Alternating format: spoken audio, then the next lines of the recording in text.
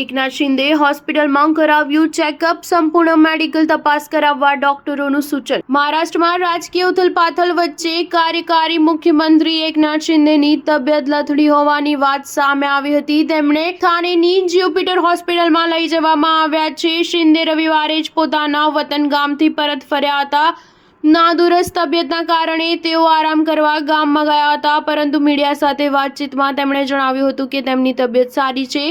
એકનાથ શિંદેની હાલત હજુ પણ સારી ન હોવાથી તેમને ડેન્ગ્યુ અને મલેરિયા માટે ટેસ્ટ કરવામાં આવ્યો હતો, જે નેગેટિવ આવ્યો છે। સતત તાવ આવે તો એન્ટીબાયોટિક્સ આપવાના કારણે તેમને નબળાઈ આવી ગઈ હતી। આથી જ્યુપિટર હોસ્પિટલના ડોક્ટરોની ટીમે તેમનું હેલ્થ ચેકઅપ કર્યું હતું। સીએમ એકનાથ શિંદે સાથે તેમના પુત્ર શ્રીકાંત શિંદે પણ હાજર છે। સતત તાવ અને ગળામાં ઇન્ફેક્શનના કારણે એકનાથ શિંદે પરેશાન છે। ન્યૂઝ 7 હંમેશા સચ્ચાઈની સાથે।